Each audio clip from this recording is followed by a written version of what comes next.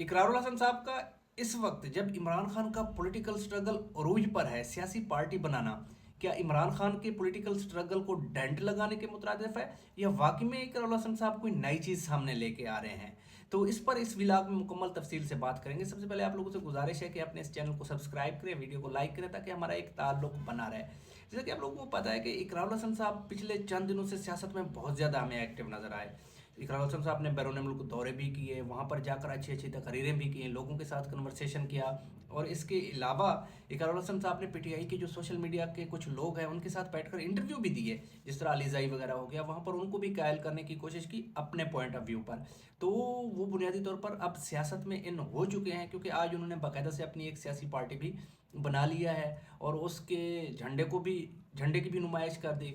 और साथ में उन्होंने पार्टी का नाम वगैरह सारी चीज़ों को आज लाहौर प्रेस क्लब में लोगों के सामने रख दिया है। तो यहाँ पे अब हम थोड़ी सी एनालिसिस करते हैं कि इकरारुल हसन साहब के इसके पीछे मकासद क्या है। अच्छा, हम इकरारुल हसन साहब के पिछले जो तकारीरें हैं उनको सुने तो उनसे मुझे बज़ाहिर दो मकासद नज़र आते हैं।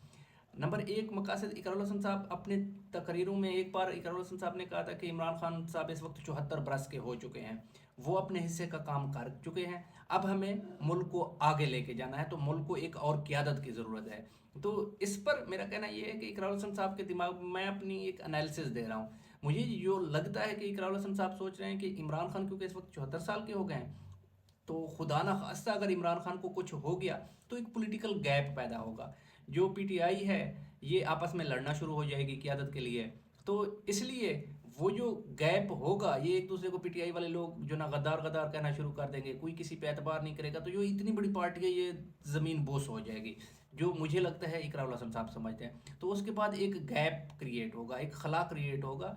तो वहाँ पे इकरारुल हसन साहब उस खला को फिल करेंगे, नौजवानों को अपनी तरफ अट्रैक्ट करेंगे। ये एक जो ना उनका पॉइंट ऑफ व्यू हो सकता है। और दूसरे जो point of view Ikrarul Hasan साहब अपनी तकरीरों में बार बार कहते हैं कि मैं मारूसी सियासत, यानी कि वो कहते हैं कि देखें आप, पीपल पार्टी हो गया, पीटीआई है या पीएमएलएन है, उसमें सिंगल हेडेड डिसीजन मेकिंग है।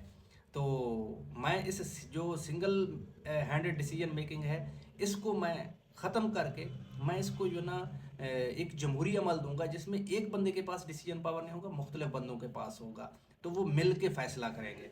नई चीज़ नहीं दे रहे हैं, वो घुमा फिरा के उसी चीज़ को जो ना सामने लेके आ रहे हैं। वो इमरान खान के नज़रिए को, जो इमरान खान की पार्टी का नज़रिया है, उसी को बस थोड़ा बहुत इधर उधर घुमा फिरा के उसी को ही सामने लेके आ रहे हैं।